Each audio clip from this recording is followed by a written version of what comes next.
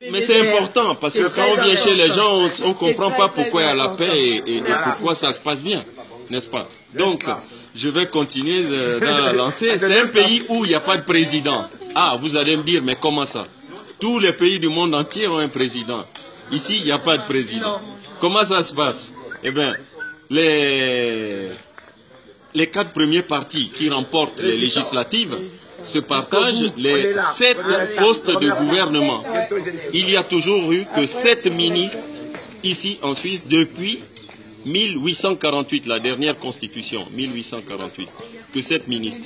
Donc, les 4 premiers partis qui arrivent se partagent les 7 postes. Le premier parti a 2 postes de ministre, le deuxième 2 postes de ministre, le troisième 2 postes de ministre et le quatrième 1 poste. Ça fait bien 7. Maintenant, à qui est-ce qu'on va donner le rôle de président chaque année? C'est un des ministres qui va assumer les 4 fonctions suivantes. Première fonction, animer les réunions du Conseil des ministres.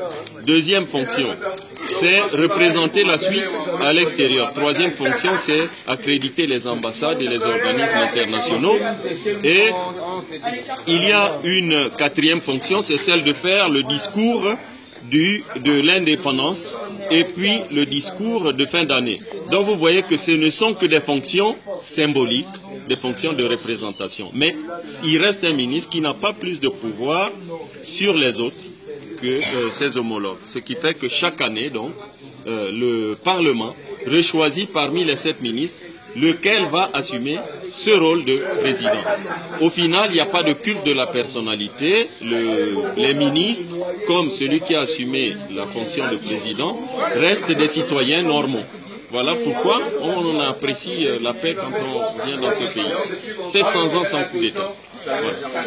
Mais vous expliquez tout à l'heure que chaque citoyen a au moins une arme chez soi. Oui, en Suisse, à l'âge de 18 ans, et ça c'est depuis l'an 1291, ça fait plus de 700 ans.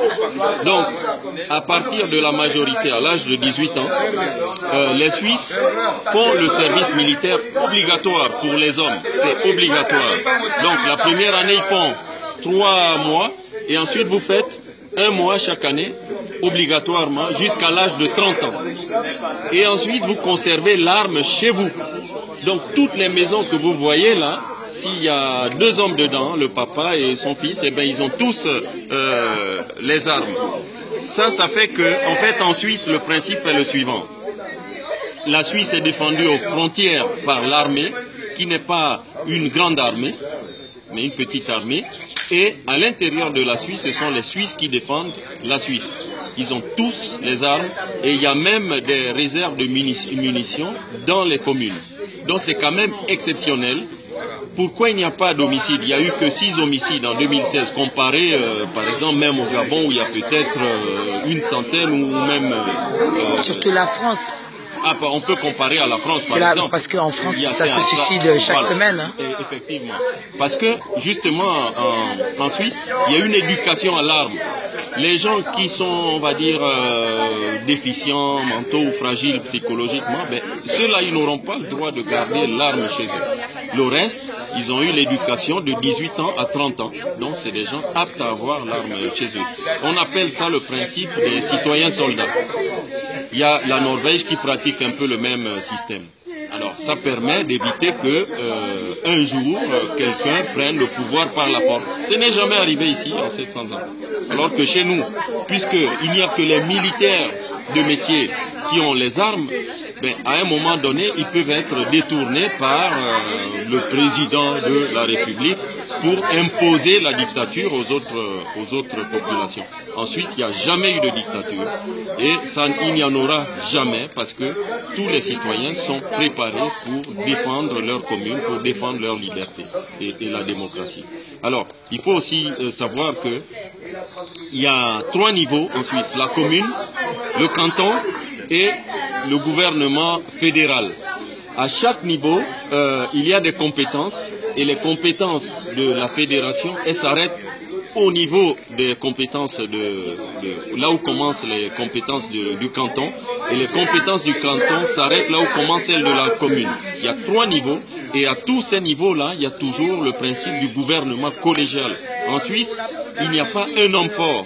C'est toujours un collège au niveau des communes, au niveau des cantons et au niveau même de la Confédération. C'est le pays vraiment où le gouvernement est toujours assuré de manière collégiale. Parce qu'on sait que le pouvoir est très dangereux. Donc ils ont évité depuis 1291 de le donner à un homme en particulier.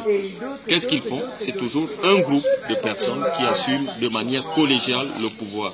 Ce qui fait que dès que vous déviez, on vous met de côté.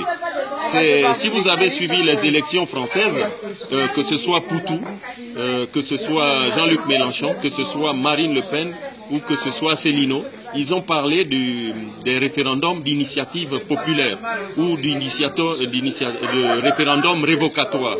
Eh bien, c'est des choses qui sont pratiquées en Suisse depuis près de 700 ans. Donc c'est ici que maintenant la plupart des pays européens s'inspirent sur les valeurs de la démocratie.